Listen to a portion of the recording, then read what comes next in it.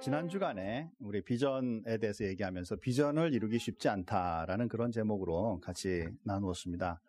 비전을 이루기 어려운 이유는 방해하는 그런 세력이 있다 그랬었어요. 이 세력은 악한 세력이고 결국 우리가 가지고 있는 비전, 즉 하나님의 뜻을 이루는 데 방해가 되는 그런 존재가 있다라고 말씀을 나눴었죠. 오늘 이것이 이제 영성과 연관이 되어 있습니다. 그래서 오늘 말씀은 비전과 영성입니다. 먼저 우리 나누기 전에 그 영상 하나 보고 그리고 나서 계속해서 말씀 나눌 수 있도록 하겠습니다.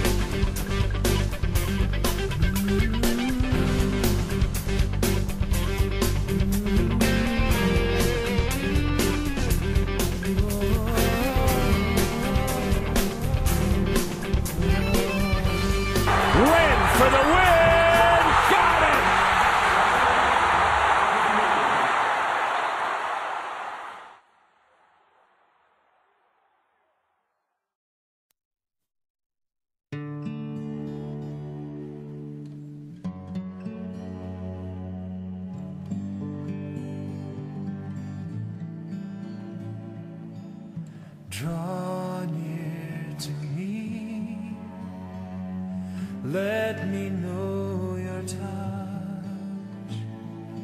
let me hear your voice in the morning,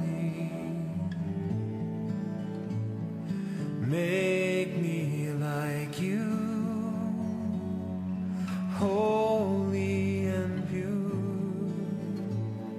speak to me.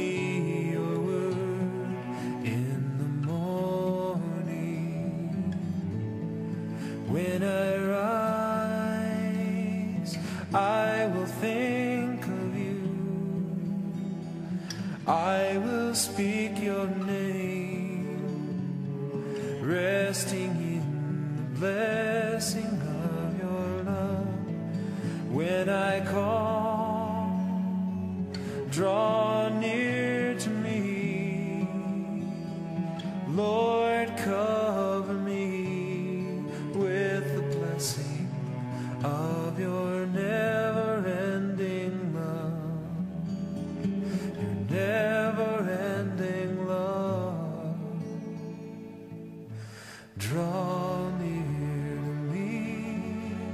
As you know, where's my identity? Is it in an NBA player or is it in Christ and trusting in God? That's kind of when I had to really have a gut check, and that's when God really humbled me. At the end of the day, I have to remember, my calling and my purpose on this earth is to glorify God, and what I do, and right now that calling is to play basketball. And so, for me to be able to remember I have to play, for an audience of one, for God, that was liberating for me to be able to kind of lift that burden off of me, and for me to remember why I'm playing. And so once I was able to do that, that's when things got a lot easier, and I do have God as my number one priority, and I do recognize that's my number one goal, and He's blessed me with this opportunity.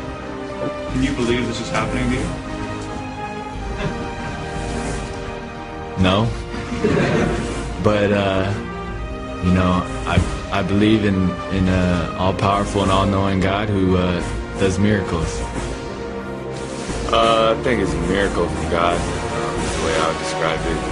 I would say it's a miracle just because anytime something like this happens, there's a lot more, a lot of stuff has to be put into place, and a lot of it is out of my control. And if you look back at my story, it doesn't matter where you look, but God's fingerprints are all over the place, where there's been a lot of things that had to happen that I just couldn't control, and you could try to call it coincidence, but at the end of the day, there's 20, 30 things when you combine them all that have to happen at the right time in order for me to be here. So that's why I call it here. I think the important thing for me is where faith comes in, and to understand that just because I had a couple of good games, it doesn't change. Can't change who I am. I mean, my identity is in Christ and not in basketball. And I love playing basketball and it's my job. But at the same time, I still recognize I'm a sinner, and that's not going to change regardless of how well I play on the court. To be honest, the last year and a half, up until 3 days ago, it was pretty rough for me, just struggling to find a spot in this league. And I'm just very thankful to Jesus Christ, my Lord and Savior, for just giving me this opportunity. I mean, I can't tell you how many different things had to happen for me to be here, and I'm just overwhelmed right now. I'm just trying to take it all in, but I'm just thankful to this team, like I said, and the fans here. They're awesome, and so hopefully we'll be able to keep this thing going.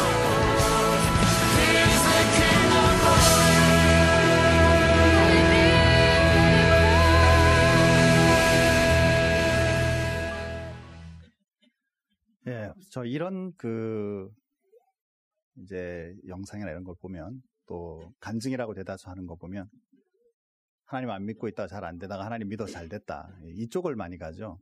사실 오늘 영상을 본 목적은, 그래서 예수 안 믿고 있다가, 믿고는 있었는데 제대로 안 믿고 있다가 믿어서 내가 이렇게 좋은 NBA 선수가 됐다, 이거 보려고 하는 것이 아니고, 이분이 고백한 것처럼 인생에 나갈 방향을 자기 중심으로 살고 있다가 어느 날 깨닫고 보니까 이게 아니라 하나님 영광을 위해 살고 있구나라는 걸 알고 나니까 세상의 것들에 대하여 자유하다, 그리고 이제 목표가 달라졌다라는 것이죠. 사실 이 부분이 중요하다. 여러분 오해하지 않기 바랍니다. 예수 믿으면 무조건 다 잘 된다, 이거 하려고 이 영상 본 거 아니다라는 거예요. 농구 선수로서의 화려함은 외모고요. 그래서 그거를 쫓다가 어느 날, 그게 아니라 내가 살아가야 될 인생의 방향, 하나님의 영광을 위하여 사는 거구나 라는 걸 깨닫는 순간 똑같은 농구를 하고 있어도 다르다라는 것이죠. 삶의 방향과 비전이, 중심이 어떻게 달라졌는가에 따라 결과는 분명히 다르다. 자, 특별히 오늘 사무엘상 2장 30절 말씀에 보니까 이런 말씀이 있습니다. 그러므로 이스라엘 하나님 나 여호와가 말하노라, 내가 전에 내 집과 내 조상의 집이 내 앞에 영원히 행하리라 하였으나 이제 나 여호와가 말하노니 결단코 그렇게 하지 아니하리라. 그 밑에를 같이 읽으십시다. 같이 읽겠습니다. 나를 존중히 여기는 자는 내가 존중히 여기고 나를 멸시하는 자는 내가 경멸하리라. 아멘. 무슨 얘기죠?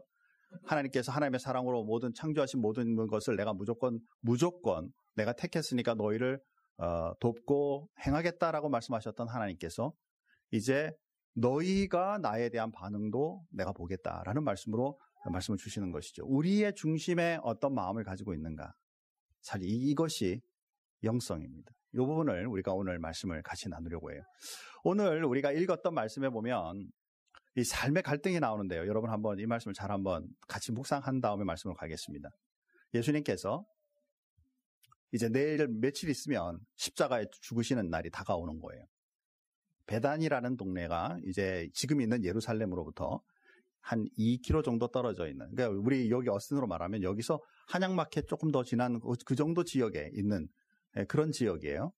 거기에서 이제 예수님께서 마지막 십자가를 향한 길을 가시기 전에 거기에 잘 아는 사람들이 있었기 때문에 이제 거기에서 잔치, 또 6월절도 다가오기 때문에 잔치도 하고 이렇게 이제 사람들과 시간을 보내시는 때였어요. 옆에 있는 분들과 같이 이렇게 좋은 시간을 보내고 있는데 갑자기 한 여인이 옥합, 향유를 가지고 와서 그 병으로 된 것을 가지고 와서 탁 이제 한번 그 깨고 나면, 이제 열고 나면 이제 그거는 다 써야 되는 거거든요. 그거를 열어가지고 예수님께 부으며 자신의 또 머리로 예수님의 발을 닦는, 지금에는 오늘 본문에는 머리에 부었다 그랬는데 예수님께서 머리에 붓고 발도 붓고 했던 것 같아요. 왜냐하면 그 향유가 크니까 한 번 조금 붓고 끝나는 것이 아니라 주님께 부어드리는 거죠. 왜? 한 번 열면 다 끝나는 거니까. 그 가격이 얼마나 그랬냐면 300데나리온이라 그랬습니다. 근데 데나리온이 이제 위치가 뭐냐면 하루 일당이에요. 자, 그렇다면 300데나리온이면 300일치의 그 요즘으로 말하면 연봉입니다. 연봉. 여기 연봉 얼마짜리 계세요? 그죠? 우리가 지금 미국에서 시간당 일하고 있는 분들의 연봉은 없죠. 그분들은 연봉 없죠. 시봉이죠. 시봉. 시간으로 이제 받죠. 시급이라 그러죠. 시급이 약 한 10불 정도 됩니다. 물론 이제 최소 시급은 7불 50인가 뭐 아직 정확하게 제가 모르겠는데 7불 50 정도 되지만 저 길거리에 서서 짐 옮겨주겠다고 하시는 분들에게 가서 내가 시급 주고 오늘 하루 종일 같이 일합시다 그러면 안 옵니다. 그 사람들에게 요즘에는 보통 15불 정도 줘야 돼요. 그래서 우리가 시간당 10불이라고 생각해보면 하루 일당이 100불 정도 됩니다. 그러면 300일치를 계산하면 얼마죠? 가치로 보면 지금 우리의 느낌으로 3만 불이에요. 3만 불. 3만 불짜리에 그 향유를 오픈해가지고 예수님께 부었습니다. 사람들의 반응이 뭐죠? 자, 다시 한번 여러분 생각해보죠. 제가 어느 날 여러분들이 섬기우는 그루터기에 갔습니다. 예배 다 같이 마쳤어요. 그래서 이제 좋은 분위기가 됐는데 어떤 한 분이 갑자기 목사님 손 한번 내밀어 보세요. 그래서 왼손 한번 내밀어 그랬어요. 또 내밀었어요. 그랬더니 뭔가 주섬 꺼내더니 시계를 딱 꺼내서 제 손목에다 탁 채워주는 겁니다. 근데 딱 보니까 이게 롤렉스 금딱지예요. 표정이 잘 모르시네요. 제가 그래서 이거 좀 쇼하기 위해서 제가 그래도 인터넷 조사해봤습니다. 롤렉스 금딱지 얼마인지 아세요? 3만 불 넘습니다. 깜짝 놀랐어요, 제가. 일부러 3만 불 맞추려고 이것저것 이제 여러분들에게 샘플 보이기 위해서 이렇게 하다가 딱 보니까 3만 불짜리를 딱 채워줬어요. 여러분 마음속에 무슨 생각 드세요? 우리 성경 공부 같았으면 제가 한 분씩 다 물어봤을 텐데. 당연히 목사님 그런 거 사셔야죠. 표정이 별로 안 좋네요, 여러분. 예수님께 이제 며칠이면 십자가에 돌아가실 예수님께 아마 이 여인이 가지고 있던 것 중에 최고의 가치였을 거예요. 그것을 열어 예수님께 부었어요. 주변의 사람들의 반응이 뭐예요? 자, 보십시오. 성경 다시 한번 돌아가십시다. 한번 읽었지만 그러나 우리가 잠깐 보면서 우리가 딴 생각하고 있어가지고. 자, 4절 말씀입니다. 마가복음 14장 4절 말씀. 다 같이 한 목소리를 같이 한번 읽습니다. 같이 읽습니다. 어떤 사람이 화를 내어 서로 말하되 어찌하여 이 향유를 허비하는가. 사랑하는 성도 여러분, 한번 저를 보시죠. 예수님께 300데나리온, 지금으로 말하면 가치상, 그때 당시에 지금으로 말하면 가치상 3만 불에 해당하는 만큼의 그 귀중한 것을 부었다. 무슨 생각이 들었냐라는 거예요. 오늘 이 본문을 저 요한복음 12장으로 가면 비슷한 상황에서의 같은 환경이었을 것이라고 보고 있는데, 그 중에 이 화를 내며 이것을 왜 허비하느냐? 가난한 자들에게 팔아서 더 많은 사람들에게 나누어 줄 수 있는 것을 왜 이걸 가지고 여기에다 허비하느냐라고 바람 잡은 사람이 누구냐면, 여기 오늘 본문에 복수로 나오고 있죠, 지금? 바람 잡은 사람이 누구냐면 바로 가롯 유다예요. 자, 여기에 말하고 있는 지금 제가 여러분들에게 묻고 싶은, 지금 우리가 사는 방식에 대하여 제가 여러분들에게 묻고 싶은 질문은 무엇이냐면, 어떤 시각에서 우리에게 일어나는 일들을 바라보고 있는가라는 거예요. 예수님이 이 세상 오셔서 십자가의 죽음을 앞두고 있고 그의 마음에 많은 요동이 있었겠죠. 예수님이라고 아무 생각 없으셨겠어요? 그죠? 그것이 사람들의 대화 속에 내가 얼마 지나지 않으면 내가 이제 잡혀서 고난받고 죽었다가 십자가에 죽었다가 부활할 것이다라는 걸 얘기하기 시작했는데, 주변에 많은 사람들은 아무 반응이 없는 거예요. 그런데 한 여인은 마음속에 이 말이 꽂히는 겁니다. 예수님 가시면 안 되는데, 만약에 이분이 진짜 이제 내 주변으로부터 벗어난다면, 이분을 더 이상 만날 수 없는 그런 분이 된다면 나는 그분을 위해 무엇을 할 수 있을까? 아마 이 여인은 고민하면서 가지고 있던 것에 가장 좋은 것을 드리고 싶다. 이 나아더 향유는 그때 당시 아마 지금은 정확하게 우리가 어떤 종류인지 알기는 어렵지만 많은 신학자들이 연구하면서 보기에 인도에서 만들어져 수출되어 와서 여기에 수입된 그런 제품으로 굉장히 귀중한 때 여인들이 결혼을 하거나 혹은 정말 사랑하는 분이 돌아가셨을 때 시신이 썩으니까 그런 것들을 다 커버하고 그 귀중한 분으로서 계속 좋은 그 이미지를 남기기 위해 부었던 그런 향유. 엄청 비싸고 고귀한.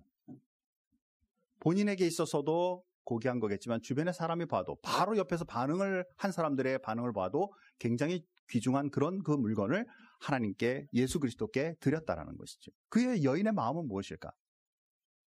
그러나 그것에 대하여 그것을 팔아 가난한 자에게 주어야 된다. 많은 사람들의 시각에서는 이것을 말하고 있는 팔아서 가난한 자에게 주는 것이 더 낫다라고 여기고 있는 것이 사람들의 마음속에는 그럴듯하게 보이지만 여기에는 두 가지의 갈등이 일어나고 있다라는 것이죠. 여인의 드림이 고귀하게 평가되고 있지 않다라는 거예요. 일어나고 있는 외부적인 요소들을 가지고 그것을 평가하며 사람들에게 보이기에 차라리 저 비싼 거를 팔아 가난한 자에게 나누어 주는 것이 훨씬 더 가치 있는 일이라고 여기고 있는 분위기. 사랑하는 성도 여러분, 저와 여러분들이 세상을 보는 시각, 이 두 가지 중에 어느 것을 중심으로 보고 있느냐라는 거예요. 예수님께서 분명히 뭐라고 말씀하셨냐면요, 이것에 대하여 평가하셨어요. 더 이상 괴롭히지 마라. 이 여인은 나의 죽음을, 나의 장례를 예비하는 것으로 나에게 행한 아주 귀중한 행동이고 앞으로 복음이 증거되는 것마다 이 여인의 이것이 같이 평가되어야 한다. 이 평가라는 게 한 여인이 예수님께 드렸다 이것을 말하겠어요? 예수 그리스도를 향한 그 사랑으로 이것이 우리의 삶에 같이 동일한 마음으로 복음을 증거하는 일에 사용되어야 한다라는 것을 의미하고 있는 것이죠. 사랑하는 성도 여러분, 여기에 중요한 것은요, 눈에 보이는 외적 모습을 가지고 우리의 삶을 평가할 것인가, 내면의 세계에 하나님께서 우리에게 주신 영성을 가지고 세상을 평가하실 것인가. 자, 사랑하는 성도 여러분, 우리의 인간 구성이 어떻게 되어 있냐면요, 육신 있죠, 겉에. 그리고 우리 내면의 세계에는 하나님을 안 믿는 사람들은 그렇게 말합니다. 정신세계가 있다. 아무도 끄집어내서 보여줄 수 있는 사람 없어요. 내 정신세계가 이렇거든. 그죠? 그러나 분명한 것은 우리는 알아요. 육신으로만은 우리가 움직이지 않는다는 것. 그러나 하나님의 말씀 속에서는 우리가 어떻게 구성되어 있느냐면 우리의 육신과 정신세계 플러스 거기에는 영의 세계가 있다라는 거예요. 그래서 이것을 성경은 뭐라고 말하냐면 영혼이라고 말해요. 그래서 이것이 분리할 수 있다라고 생각하는 사람들은 영과 혼과 육신, 그래서 세계로 생각을 하고요. 영과 혼을 딱 분리하기 어렵다라고 생각하는 사람들은 그래서 우리 인간은 몸과 그 육신과 영혼으로 되어 있다, 이분 쪽으로 생각합니다. 그러나 중요한 것은 영과 혼을 분리하든 안 하든 상관없이 일단 우리가 분리하여 성경에 말을 하고 있다는 사실입니다. 제가 한 몇 년 전이에요. 몇 년 전에 LA에 이제 노예 때문에 갔는데요. 렌트카를 해야 되니까 이제 비행장에서 나와가지고 렌트카를 딱 탔습니다. 먼저 탔어요. 죄송합니다. 렌트카를 타기 위해 가는 이제 버스가 있어요. 그 렌트카 회사로 가는. 그래서 이제 버스를 딱 탔습니다. 렌트카 회사를 가기 위해. 딱 타고 있는데 이제 거의 떠날 쯤에 한 사람이 급하게 오는 거예요. 근데 이 남자분이었는데 머리끝부터 발끝까지 완전 명품이에요. 완전 명품. 그리고 가지고 있는 그 옷 집어넣는 이런 그 캐리어 가방이 엄청 큰 건데, 이게 뭐 끄는 것도 아니고 이렇게 들 수 있는 건데 엄청 큰 건데 루이비통이에요. 그러니까 와, 저 사람 대단한 진짜 부자인가 보다. 근데 그거를 이제 올라오니까 버스 기사가 그걸 받아가지고, 그 가방을 받아가지고 뒤에 있는 짐칸에다가 이렇게 옮겼어요. 이제 쉽게 올라오라고 도와줬어요. 옮기면서 조금 이렇게 제가 보기에는 던진 것 같지 않은데 이분이 가서 하면서 조금 탁 놓았는데 이게 좀 던진 것처럼 보였나 봐요. 이 사람이 버스로 딱 올라오더니 바로 F자가 들어가 있는 말들을 막 하면서 막 이게 얼마짜리인 줄 아느냐? 왜 네가 이것을 왜 던지냐? 아, 제가 보기에는 명품이 싹 사라지는 거예요. 이 사람 가치가, 이제 이 사람의 내면의 가치가 결코 좋게 안 보이는구나. 사랑하는 성도 여러분, 아무리 겉에서부터 우리가 명품으로 갖다 있는다 할지라도요. 우리 속에 내 영혼이 무엇을 가지고 있는가가 나오게 되어 있다는 사실이.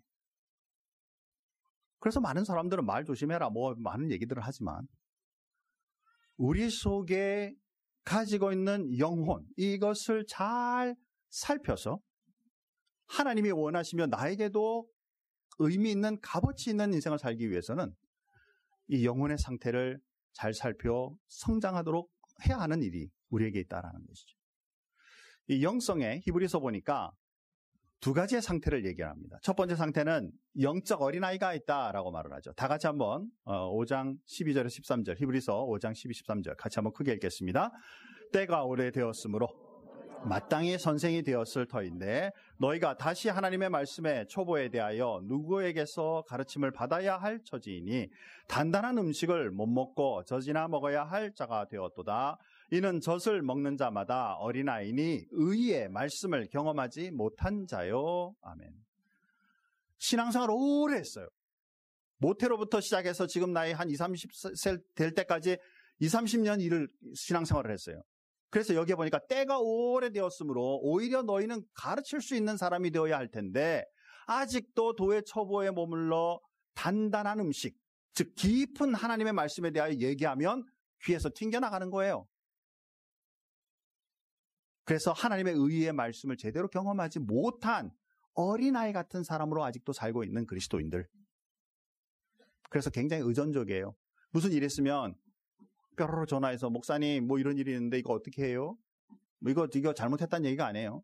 그죠? 뭐 무슨 좀 뭐 마음에 상한 일 있으면 뭐 이 집 집사님 뭐 우리 리더님 뭐 이러면서 이제 다른 사람을 의존적으로 왜 아이는 아직 혼자 자기의 삶을 평가하기 어려우니까 성장하지 않고 계속 머물러 깊은 하나님의 은혜와 사랑을 통하여 성장하지 못하는 영적 상태를 가진 그런 사람이라면 하나님께서 주신 그 비전과 그 꿈을 이룰 수 있겠는가라는 거예요.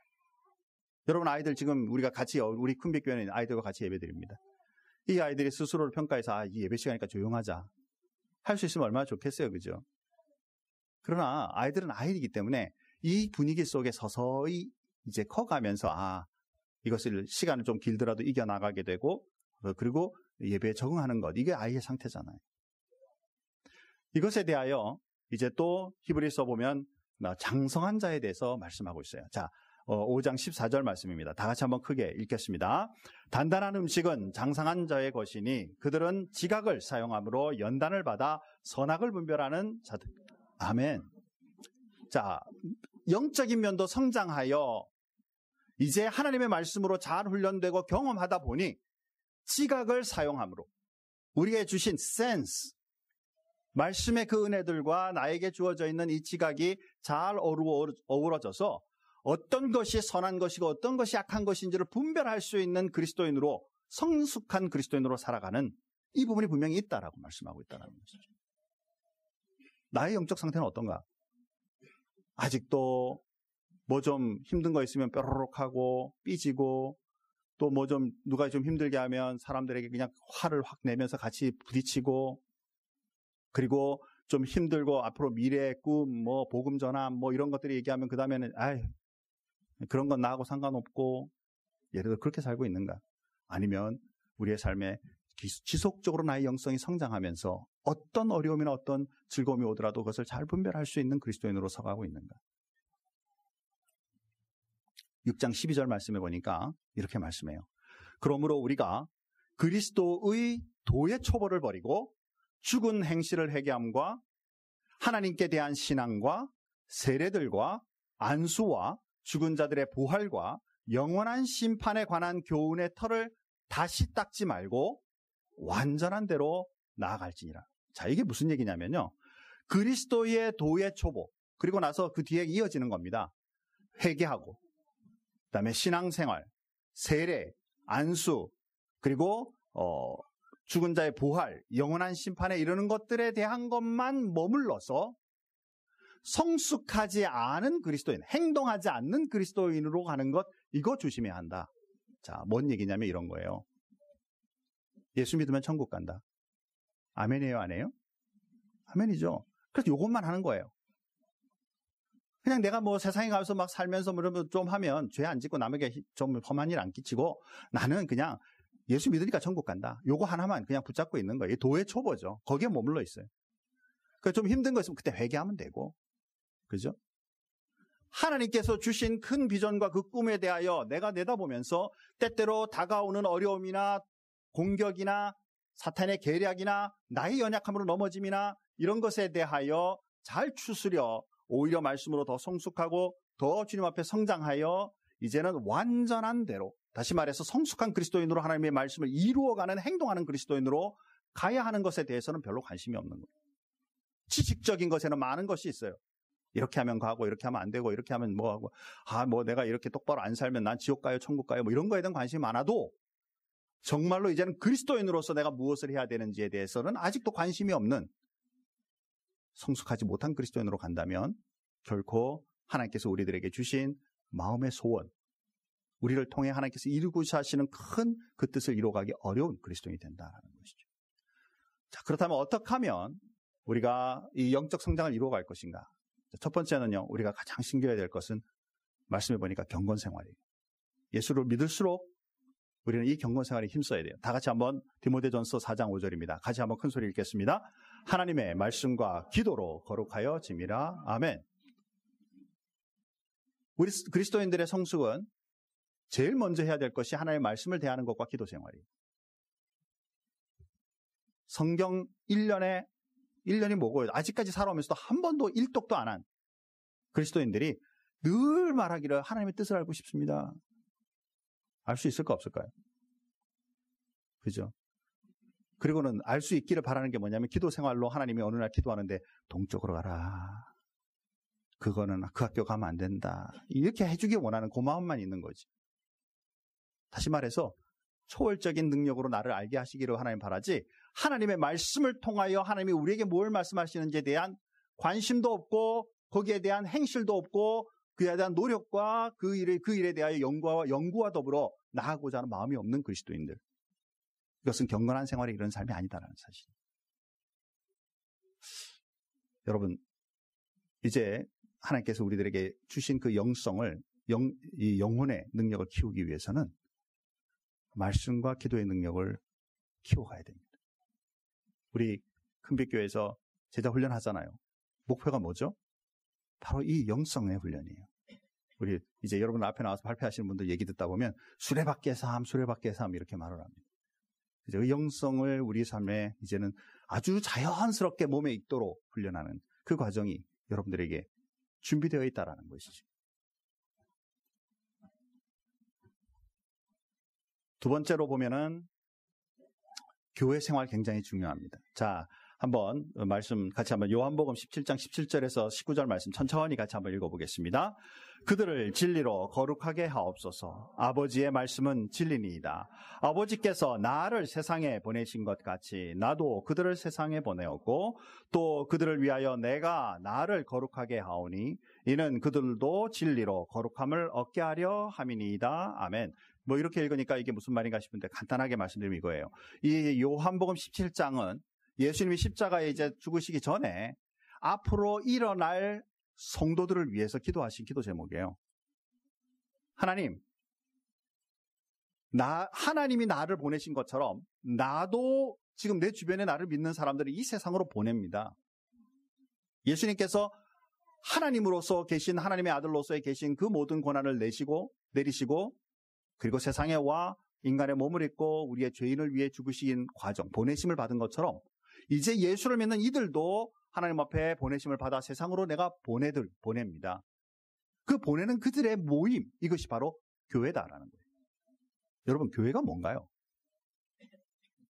교회가 해야 될 가장 중요한 것, 많은 일들이 있지만 딱 두 가지, 가장 중요한 것 두 가지를 얘기하라면 뭐죠? 한번 따라서 합시다. 예배. 크게 예배. 두 번째가 복음 전파예요. 따라서 합시다. 복음 전파. 자, 이것이 당연하잖아요, 목사님. 그러지만 여러분 잘 생각해 보세요. 하나님을 예배하지 않는 교회가 있다면 이건 문제 있죠, 당연히. 자, 그리고 복음 전하는 교회가 당연히 복음을 전하지 않는다면 교회로서의 기능을 제대로 하지 못하는 것이죠. 예수님도 우리를 세상으로 보낸다 그랬죠. 그렇죠? 자, 그래서 많은 교회들이 추구하는 것이 무엇이냐면 교회를 건물을 좋게 하고 프로그램을 많이 만들고 그래서 많은 사람들이 오게 해서 숫자가 많아지면 이 교회는 복음을 전하는 교회라고 여기지만 나중에 그 교회 성도들이 예수님 앞에 섰을 때 너 어느 교회 출신이냐? 그거 10,000명 넘는 교회네. 복음 잘 전했네. 너는 근데 몇 명 전했냐? 예수님이 그 교회로 나를 평가하시겠어요? 아니면 내 스스로의 하나님 앞에 복음 증거의 능력으로 나를 평가하시겠어요?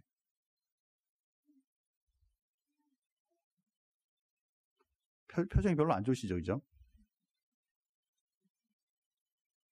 여러분 다시 한번 잘 생각해 보세요. 교회란 하나님을 믿는 사람들의 모임이에요. 그래서 그 큰빛교회, 무슨 교회라는 이름을 쓰지만 나중에 주님 앞에 섰을 때는 교회로서 평가받을 때 우리가 하나님 앞에 교회예요. 우리가 주님 앞에 한 일이 뭐냐? 첫째, 하나님을 삶 속에 예배하던 일들과 두 번째, 하나님의 말씀을 전하던 복음의 삶을 살았던 것, 이것을 평가받는 것이죠. 어느 큰빛교회 엄청 성장하는 교회라 내가 그 속에 있었기 때문에 나도 복음 전했어가 아니라 하나님께서 네가 복음에 대한 열정과 그것이 얼마나 있었느냐라는 것을 우리 개개인에 물으실 때 답할 수 있는 그리스도인이 되어야 된다는 것이죠. 또 하나 중요한 것은 뭐냐면 오늘 예배에 대해서 우리가 얘기하면서 우리 아이들, 그렇죠? 우리 어린아이들 같이 예배드리죠. 우리 큰빛교회는 정말 이거 쉽지 않은 일이지만 앞으로 그렇게 계속 갈 겁니다. 왜냐하면 이 아이들이 성장하며 이제 초등학생 그리고 중학생, 고등학생이 됐다가 대학으로 가는 순간에 미국 교회 마찬가지예요. 한국 교회도 마찬가지고 애들이 다 교회로부터 멀어져 가요. 이유가 뭘까? 제가 여러 가지 면에서 계속 연구하면서 제가 느끼는 게 뭐냐면 교회 학교에 문제점이 있다라는 거예요. 교회 학교가 뭐가 문제가 있느냐? 아이들을 분리시켜 예배를 드리기 시작하니까 아이들 속의 문화만을 가지게 됐다가 초등학교에서 중학교 가고 중학교 가서 또 자기들끼리 모여있다가 대학을 가서 보니까 이제는 대학부가 있는 것도 있지만 대다수 어른들로 들어와야 되는데 어른에 들어와 보니 중고등학교 드리던 예배와는 전혀 분위기가 다른 거예요. 부르던 찬송도 달라, 말씀을 대하는데 이 얘기들도 달라, 어른들의 분위기 자체도 달라, 적응이 안 되는 거죠. 그러니까 미국 교회, 지금 한국 교회만 얘기하는 것이 아닙니다. 미국 교회도 딱 올라오는 순간 애들이 다 세상으로 빠져나가요. 왜? 이제 더 이상 재미없는 곳이에요. 이 예배라는 것에 대하여 진중하게 우리 어른들과 어우러져서 보냈던 그 예배의 기억들이 없는 것이죠. 사랑하는 성도 여러분, 우리 큰빛교회가 여러분 어려워요. 아이들과 함께 때문에 조금 전에도 막 우니까 데리고 나갈 수밖에 없고 하지만 우리 어린아이들이 점차적으로 이 힘들고 어려운 속에서 그래도 말씀으로 예배로 점점 익숙되어 성숙하면서 교회로부터 떠나가는 일이 절대로 일어나지 않기 바라고요.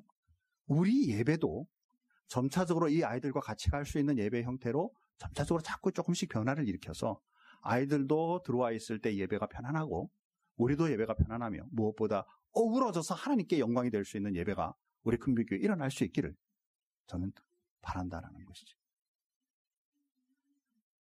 사랑하는 성도 여러분, 또한 이 예배는, 이 교회 생활은 우리 혼자 있으면 넘어지지만 서로 있을 때 서로 격려하며 세워줄 때 우리의 신앙은 성숙할 수 있다는 사실을 여러분 잊어서는 안 된다는 겁니다.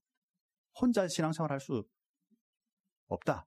오히려 어우러져 함께 신앙생활하면서 때때로 내가 말씀에 대한 이해도 잘 안 되고 신앙의 기복이 생기더라도 함께 기도하고 같이 어우러질 수 있는 귀한 믿음의 동력자가 있다는 사실이 교회 생활의 중요한 요소 중에 하나죠. 이게 바로 영성과 연관이 되고 있다.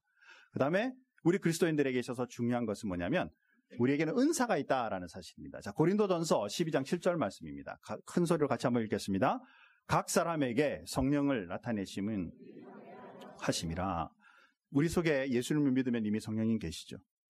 그런데다가 하나님께서 우리로 통하여 하시고 싶은 일들이 있으시죠. 그것을 우리에게 각자의 모양을 따라 좋아하는 것을 따라 은사를 주시죠.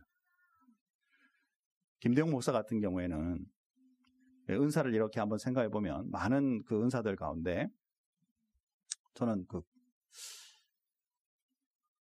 제 기억에 고등학교, 대학 정도 됐을 때, 내가 가르치는 걸 굉장히 좋아하는구나라는 걸 제가 알았어요. 하나님께서 이 가르치는 것에 대한 은사를 저는 분명히 주셨다라고 저는 믿어요. 그러면서도 또 제가 좋아하는 것이 뭐가 있냐면, 고치는 거 굉장히 좋아해요. 고치는 거. 그죠? 그래서 저는 새 게 별로 없어요.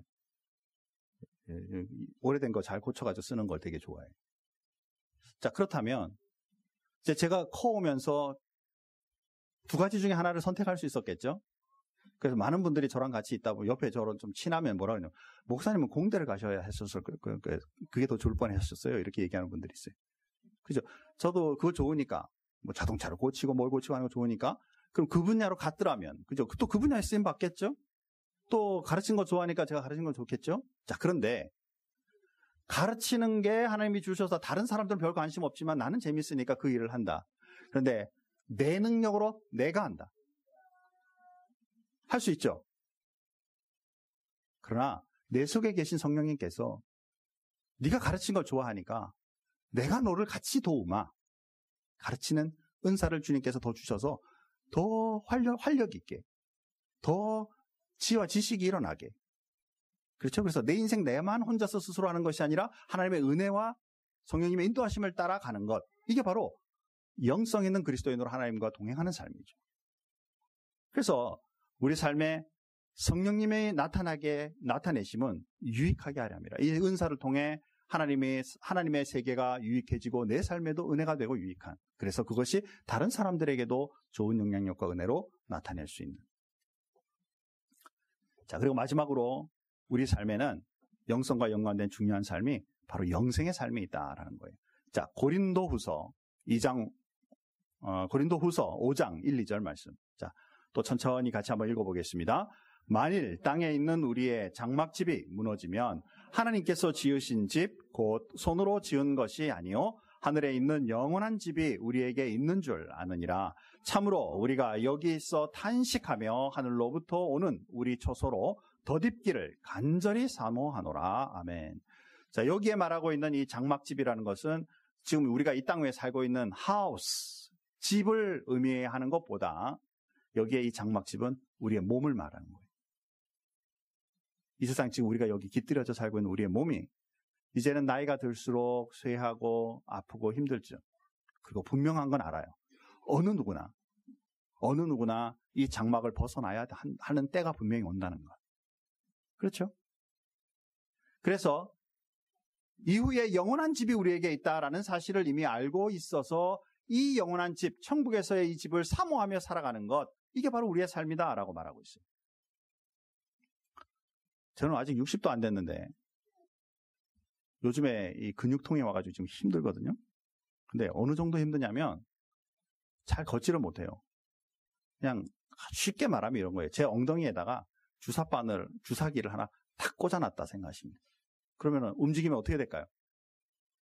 그죠? 그냥 찌릿찌릿하면서 엄청 아파요. 근데 어디 잘못한 거 없거든요. 나이 들면서 근육 빠지니까. 그래서 우리 장막집은 이렇게 어딘가 이제 서서히 힘들어서 이제는 언젠가 벗을 날이 다가올 수밖에 없죠.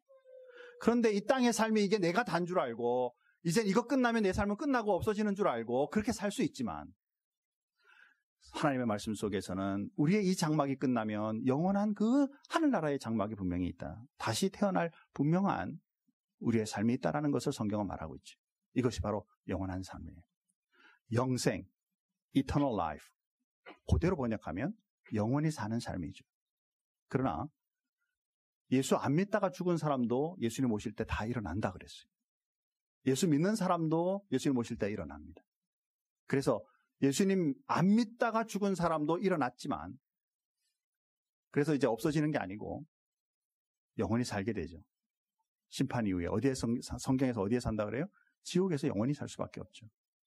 하나님을 믿는 사람들은 천국에서 영원히 살게 되죠. 그래서 똑같이 영원히 산다 eternal life는 안 믿는 사람이나 믿는 사람들에게 다 적용이 돼요. 하지만 안 믿고 지옥에 떨어지는 사람들에게 대해서 eternal life라는 단어를 쓰지 않는다라는 거예요. 영생이라는 단어를 쓰지 않는다라는 거예요. 거기에 뭐를 써요? 영멸, 영벌이라는 단어를 쓰죠. 그리고 천국에 이르는 사람들에게 대해서는 뭐라고 말해요? 성경에서 영생이라는 단어를 쓴다라는 거예요. 그래서 이제 이터널 라이프에 대해서 해석이 뭐냐면 하나님과 함께하는 삶, 즉 이 땅 위에 이 장막, 벗어질 장막을 가지고 있을 때도 하나님과 함께 살다가 이 장막을 벗는 그날에도 하나님과 함께 하늘나라에서 같이 사는 그 사람의 삶이 바로 영생의 삶을 사는 것이죠. 그래서 우리가 가지고 있는 삶의 비전은, 우리의 삶에 가지고 있는 이 비전은 이 세상 속에서만 살다가 끝날 것으로 여기지 않는다, 이제는. 오히려 연결되어 영원한 삶에 이르기까지 연결되어 있는 것이므로 이것은 육신에만 한한, 눈에 보이는 것만 기준으로 사는 우리의 삶이 아니라 나에게 주신 영혼을 가지고 그 영혼의 삶과 주님과 일치되는 삶, 영성 있는 그리스도인으로 살아가는 것, 이것이 바로 우리의 삶의 목표고 우리가 이루어가야 될 일이다라는 사실이죠. 자, 이제 시간이 많이 됐기 때문에 정리하십시다. 비전은 하나님이 우리에게 마음에 심어주신 소원이에요. 그렇기 때문에 이 비전은 영성이 있는 것입니다. 하나님이 없어버리면 분명히 하나님이 예수를 믿든 안 믿든 모든 사람들을 만드셨고 거기에 마음의 소원을 주셨어요. 그런데 내가 본인 스스로 나는 하나님과 관계없어 라고 말한다면 그냥 내 생각 속에 내가 가지고 있는 재능으로 살아가게 됩니다. 하나님과 영광관계를 맺으며 하나님이 나를 만드셨고 이러한 삶을 주셨구나라는 것을 믿고 주님 앞에 나아갈 때는 이 비전은 하나님과 연관되어 있는 영성 있는 삶이 되게 된다라는 것이죠. 그래서 비전은 하나님과 함께하는 영성 있는 삶을 살 것인가, 아니면 내가 나의 의지만을 가지고 이 땅 위에 살아갈 것인가. 선택은 누가 한다고요?